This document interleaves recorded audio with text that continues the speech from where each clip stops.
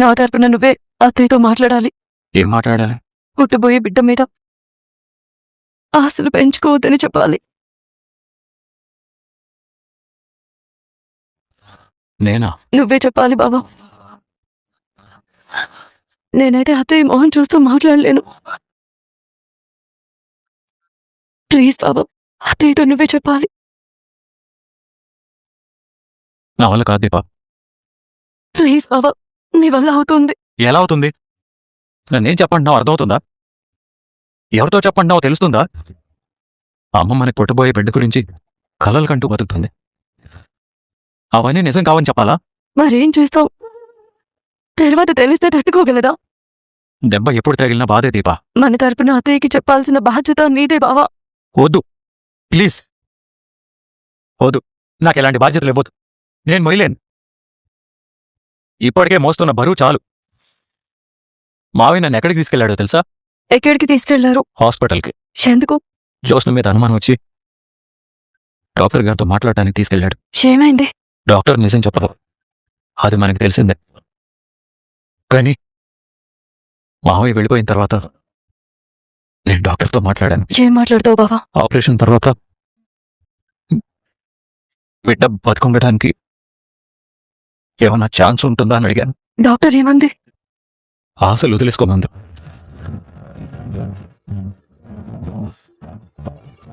ఆ మాట విన్న తర్వాత నా పరిస్థితి ఎలా ఉంటుందో ఆలోచించి దీపా.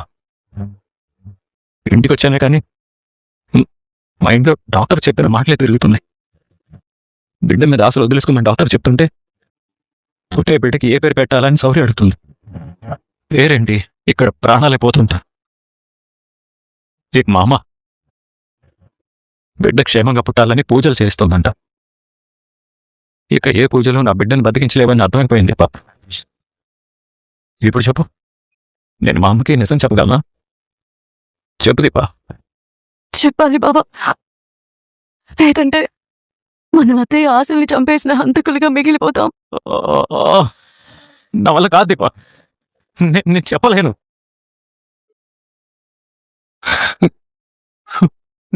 నేను చెప్పలేను. నా వల్ల కాదు. నన్ను క్షమించు దీపా. నేను చెప్పలేను. నేను చెప్పలేదు.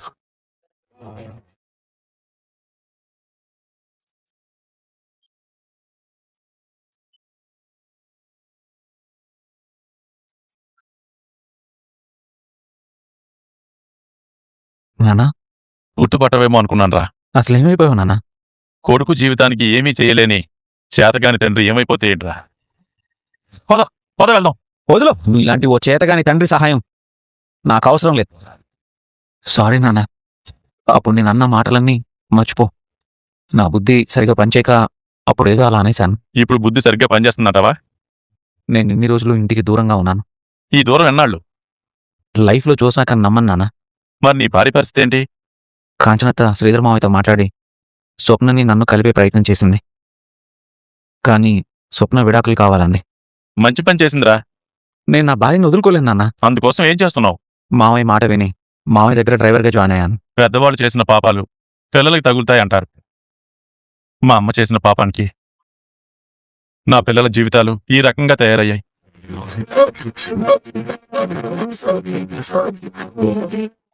నానమ్మ పాపం చేసిందా? ఏం పాపం చేసింది? నేనొక్కడనే కదా నీకుంది. మరి పిల్లల జీవితాలు అంటావేంటి? అంటే నాకు తోడబుట్టిన వాళ్ళు ఇంకెవరన్నా ఉన్నారు అంటున్నావా? వీడు అసలే జీవితాన్ని నాశనం చేసుకుని తిరుగుతున్నాడు. వీడికి మా అమ్మ గురించి జ్యోత్స్న గురించి చెప్పానంటే నిజం వీడితో ఆగదు. నా తోడబుట్టిన వాళ్ళు ఎవరన్నా ఉన్నారా? నేనేదో మాట వరసకి పిల్లలు అన్నానురా. పిల్లలు అంటే నా ఉద్దేశం స్వప్నను కూడా కలుపుకునిరా. అలాంటప్పుడు నానమ్మ చేసిన పాపం స్వప్నకి ఎలా తగులుతుంది?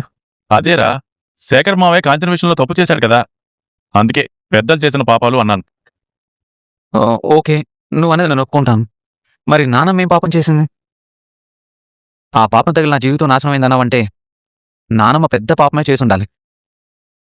నువ్వు చెప్తున్నావంటే అది నీ కూడా తెలుసు. రేయ్ ఉత్తర పురుషోత్తమ, దేవుడు మనకిచ్చిందే బంగాళదుంపంత బ్రెయిన్. నాలాంటి వాడు గాలికి తిరగడమే కాదు, గాలికి వాగుతాడు కూడా. అవన్నీ పట్టించుకుని పురావస్తు పరిశోధన శాఖలో పనిచేసే ఆర్కియాలజీ ఇంజనీర్ లాగా తవ్వుకుంటూ కోకు. ఊరికే నువ్వు మాట్లాడవు కదా. ఇక్కడ లేని మనిషి గురించి నువ్వు తలుచుకున్నావంటే అది నిజమే అయి ఉంటుంది కదా. రేయ్, మీ అమ్మ బాగోగులు మా అమ్మ చూసుకోలేదురా. చూసుకునుంటే నా Kalyani బతికుండేదేమో.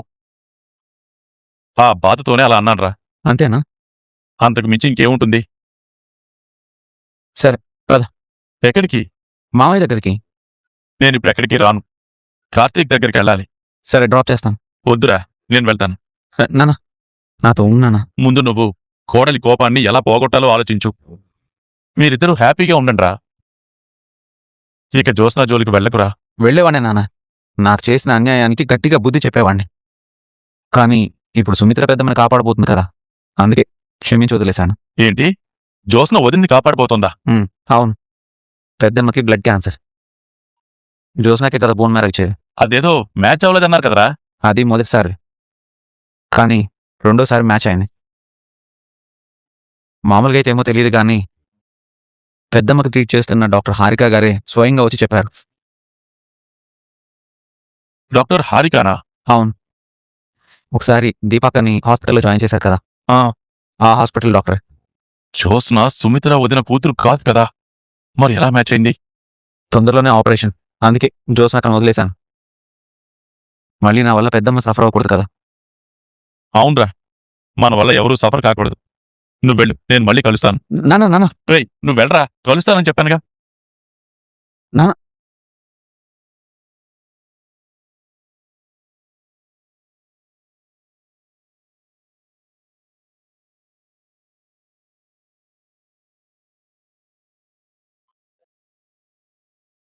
Hi doctor. Hi. Please take your seat. నేను మీతో మాట్లాడాలి. మాట్లాడాలంటే కూర్చోవాలి కదా. ఇక్కడ కాదు డాక్టర్. ఎక్కడా? జోష్న ఇప్పుడు నన్ను ఏమడగడానికి వచ్చింది? డాక్టర్ని ఎలా అడగాలి? తనది కాదు అని జోష్నకి అనుమానం వచ్చినట్టు ఉంది.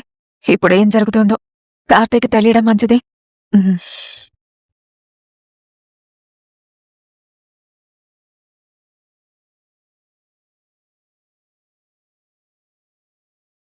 చెప్పు జోష్న. నాతో ఏదో మాట్లాడాలి అన్నావు. డాక్టర్ గారు కాల్ చేస్తున్నారేంటి? హలో. మీతో ఈ విషయం క్యాబిన్లో కూడా మాట్లాడొచ్చు, కానీ నేను మీతో మాట్లాడుతున్నప్పుడు ఎవరో వచ్చి డిస్టర్బ్ చేయడం నాకు ఇష్టం లేదు. అందుకే ఇక్కడికి తీసుకొచ్చాను. జ్యోత్స్న ఎందుకొచ్చింది?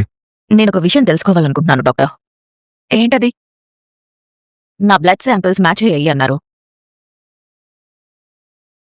అది ఎంతవరకు నిజం?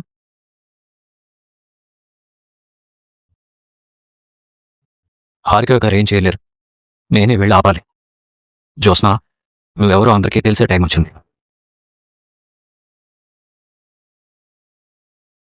ముందు మ్యాచ్ అవ్వలేదన్నారు, తర్వాత అయ్యిందన్నారు.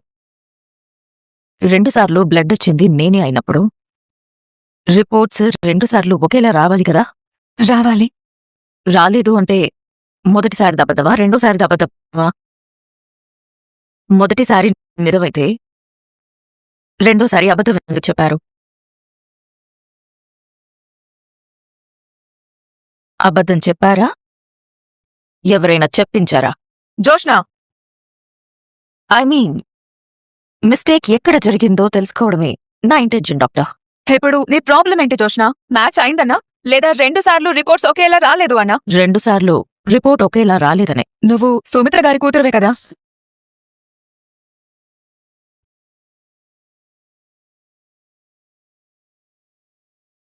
జ్యోత్స్న సుమిత్ర వదిన కూతురు కానప్పుడు బ్లడ్ శాంపిల్స్ ఎలా మ్యాచ్ అయ్యాయి? అది ఈరోజు తెలుసుకోవాలి. సిస్టర్, డాక్టర్ హారిక గారిని కలవాలి. బ్లాక్ నెంబర్ 3కి వెళ్ళండి. అలాగే సిస్టర్. చెప్పు జోష్న, నువ్వు సుమిత్ర గారి కూతురువే కదా. ఈ అనుమానం మీకెందుకొచ్చింది? నీ ప్రవర్తన చూసి మిస్టేక్ ఎక్కడ జరిగిందో తెలుసుకోవాలనుకోవడం తప్ప డాక్టర్? నువ్వే సుమిత్ర గారి కూతురు అయినప్పుడు ఏ రిపోర్ట్ నిజమో ఏ రిపోర్ట్ అబద్ధమో నీకు తెలీదా?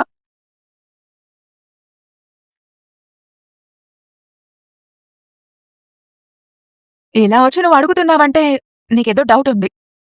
ఆ డౌట్ ఏంటో స్ట్రైట్ గానే అడుగు. అయితే రెండోసారి శాంపిల్స్ మ్యాచ్ అవ్వడానికి మీరేం చేశారో చెప్పండి. ఒక డాక్టర్ ఏం చేయాలో అదే చేశాను. అదే ఏం చేశారని అడుగుతున్నారు. మిమ్మల్ని చూస్తుంటే మీ అమ్మగారి ప్రాణాలు కాపాడడం ఇష్టం లేనట్టుంది.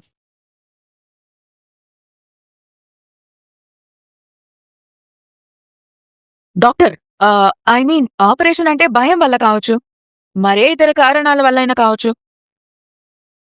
ఒకవేళ మీకు ఎలాంటి భయాలున్నా నేరుగా వెళ్ళి మీ నాన్నగారితో చెప్పండి.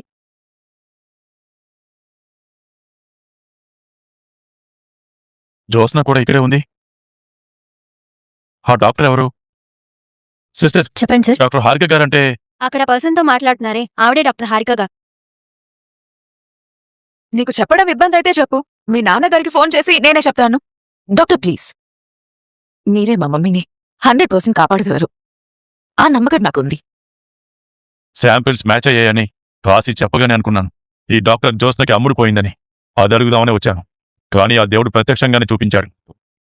ఆపరేషన్లో మళ్ళీ ఏదైనా మిస్టేక్ జరుగుతుందని ఆ భయంతోనే అడిగాను.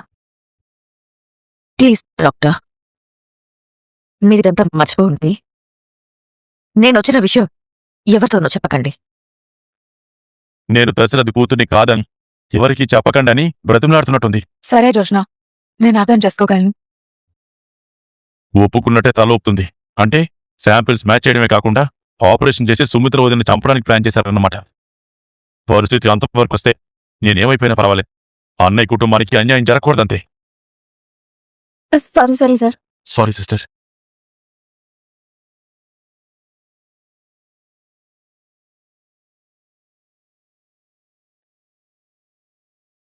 అర్థం చేసుకున్నందుకు థ్యాంక్స్ డాక్టర్.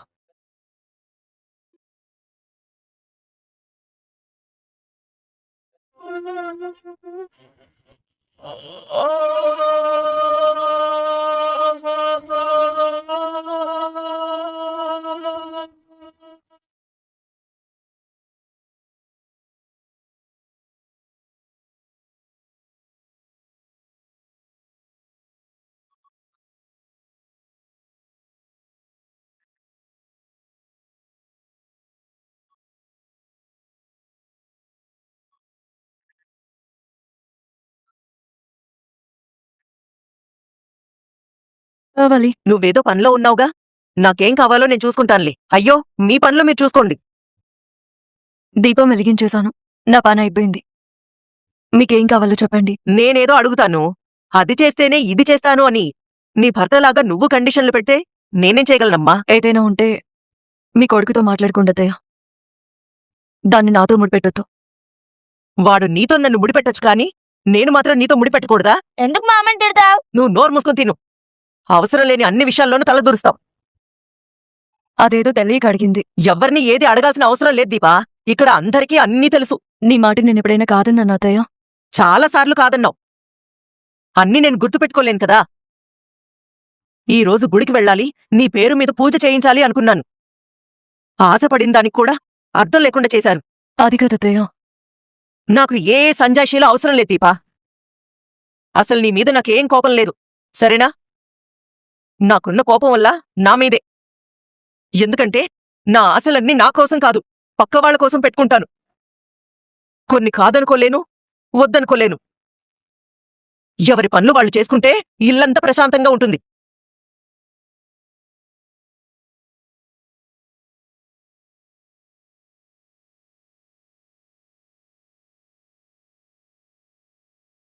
ఏమే, నువ్వింక టిఫిన్ తినలేదా? లేదు.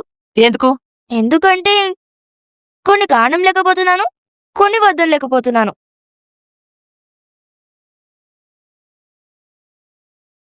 ఏంటి చెల్లెమ్మ ఆలోచిస్తున్నావు? వాళ్ళ నాన్నలాగే అన్ని గుర్తుపెట్టుకుని అవసరమైనప్పుడు మాట్లాడుతుంది. మా నాన్న నిన్నేమన్నాడు? ఎవరి నాన్న ఎవ్వరిని ఏమనలేదు, నువ్వు తిను. ఏంటి మార్నింగే ఇంటి వాతావరణం చాలా వేడిగా ఉన్నట్టుంది. బోండాలేసే స్టవ్ ఇప్పుడే ఆఫ్ చేశాను బాబు. ఆ వేడి ఎక్కడి దాకా తగులుతున్నట్టుంది. హాయ్ దాదా. హాయ్ రా, ఈరోజు స్కూల్కి ఎందుకు వెళ్ళలేదు? హా, వెళ్ళినా పెద్ద ఉపయోగం లేదులేండి. నానమ్మ, తాతే అడిగింది నన్ను. నేను చెప్పింది నీ గురించేనే. నువ్వు వేసిన బొండలు అస్సలు బాగుండవు. ఇంతకు ముందు నువ్వు తిన్న బోండాలు కూడా నేను వేసినవేనే. అయితే ఈ బొండలు నువ్వే తిను. చూసారా, ఇదండి దీని వరుస. ఎక్కువైపోతే తినడం మానేయడానికి ఇదొక వంక. పిల్లలంతే, వాళ్ళ అల్లరి లేకపోతే ఇంట్లో సందడే ఉండదు. కూర్చోండి మామయ్య గారు. కూర్చోండి బాబు. ఆ కార్తీకేడి? మార్కెట్లో ఏదో పనుందని వెళ్లారు. తాత నా కోసం ఏదో తెచ్చినట్టున్నా. అందరి కోసం తెచ్చాను. ఏంటి? మీ చిన్న నాయనమ్మ స్వీట్స్ చేసి పంపించింది. స్వీటా? తింటావా? బొండాలు తింది కదా బాబు, కడుపు ఖాళీ లేదులేండి. నా బొజ్జలో స్వీట్ కూడా కొంచెం ఖాళీ ఉంది. ఇదిగో తీసుకో, తిను. అనసూయ తీసుకో. కాంచనా, నాకొద్దండి.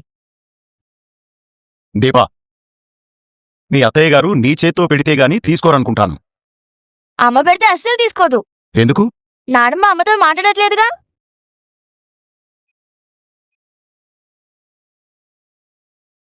మాట్లాడితే కోపడుతుంది. శౌర్య, నువ్వెళ్ళరా. అది నిజమే కదా. అవన్నీ నీకెందుకే, పద. బాబు, కాఫీ తాగుతారా, టీ తాగుతారా? నాకేమవుతుంది?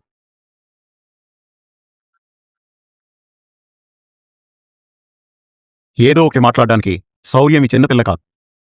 ఏదో జరగకుండా ఏదో ఒకటి ఎందుకంటుంది? ఏమైంది కాంచనా? ఏమీ లేదండి. మీరెందుకొచ్చారు? కావేరి దీప కోసం స్వీట్స్ చేసింది. ఆఫీస్కి వెళ్తూ ఇచ్చిపోదామని వచ్చాను. తెచ్చారు కదా, ఇచ్చి వెళ్ళండి.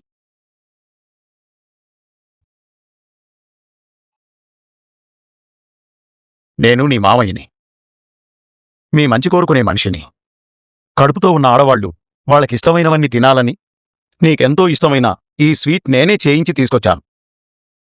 నీ ఇష్టం గురించి ఆలోచించిన వాణ్ణి నీ గురించి ఆలోచించనా? చెప్పు దీపా, ఏమైంది? చిన్న గొడవ. ఎవరి గురించి? మీ గురించి. నా గురించా? ఏమైంది దీపా? నీ బిడ్డకేం కానివ్వను అని నాకు మాటిచ్చా. ఆ మాటకే కట్టుబడి ఉంటానని చెప్పు. నువ్వన్నీ మర్చిపోయి నాన్నతో కలిసి ఉంటానని మాటివ్వమ్మా.